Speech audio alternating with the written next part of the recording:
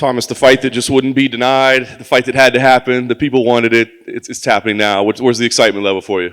The inevitable, most exciting fight in the UFC heavyweight division. I mean, I'm excited for it. I don't know, probably everyone else is not, but Oscar's been like wetting his pants about it all week, so...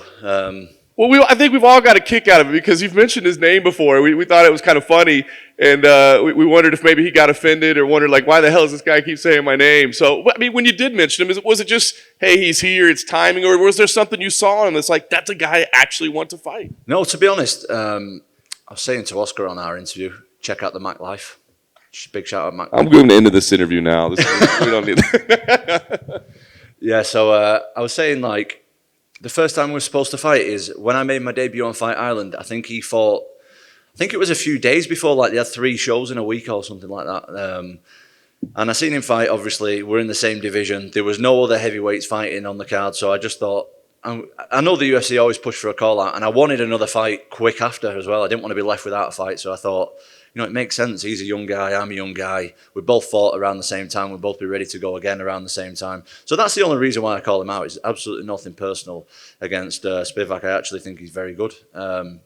He might not have the most attractive style ever, but what he does is he does well. So that's the only reason I called him out. So obviously that didn't happen. And here we are a year plus later. And I think this is a much bigger fight, to be honest, because everyone knows who he is now. Everyone knows who I am. We're both ranked, so I think it's much better this time.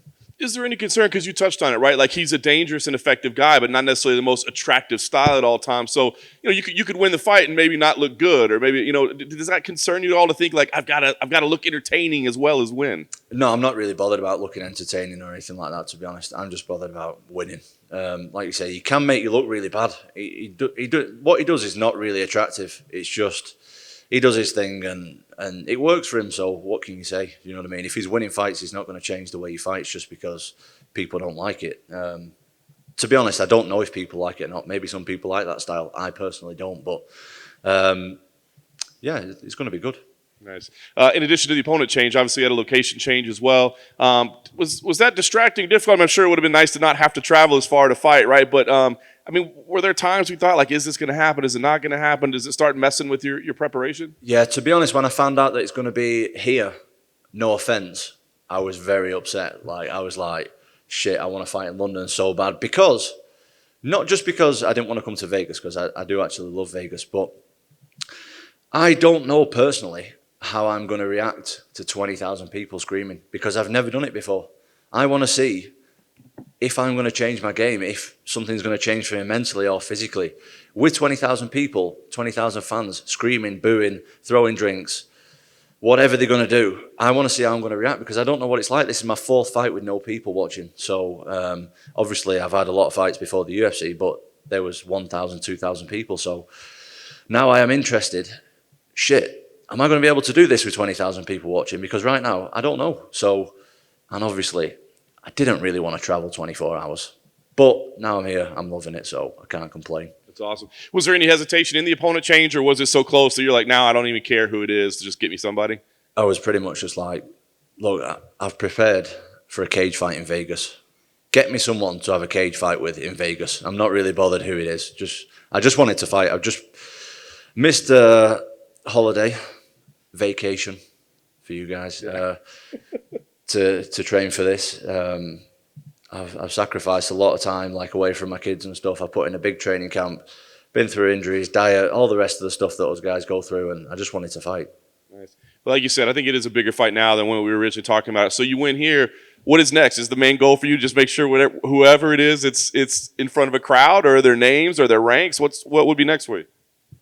I don't mean to be that boring guy, but I'm going to be that boring guy and say, I've got to get through a tough guy on Saturday first, so I guess we'll just cross that bridge when we come to it. Tom, I was curious about you saying about fighting in front of no fans. I'm not sure how used you can get to cage fighting, but does part of you think, like, I need to fight in front of 20,000 before I get used to just fighting in front of nobody? Yeah, I think exactly that, because I know it makes a difference. I don't know, as I just said, I don't know how I'm going to react. I want to know how I'm going to react with people throwing drinks at my face when I walk into the cage and booing and cheering. No, to be honest, probably the cheering's the hardest thing to do, especially in London when you get like 20,000 British fans cheering for you and stuff. I would imagine there's a lot of pressure, so I was looking forward to finding that out about myself, how I'm going to deal with it. So I would like to do that next for sure. Is there part of you that thinks maybe if they offer you a fight that has no fans, you might say, look, just get me when you can get me on a card with a crowd? No, because I'm trying to buy a house, so I'm going to provide as much security for my family as I can. If that means fighting a guy on a frigging field with one person watching, if they're going to pay me big money, I'm going to do it because I need to look after my family. So I'm never going to say no. But in an ideal world, I want to fight in front of a lot of people. Would you rather fight in America first, where it's a more hostile crowd, or would you rather fight in England, where it's a more positive crowd? I'm not really bothered. I'm not bothered. Doesn't matter. Thanks, mate.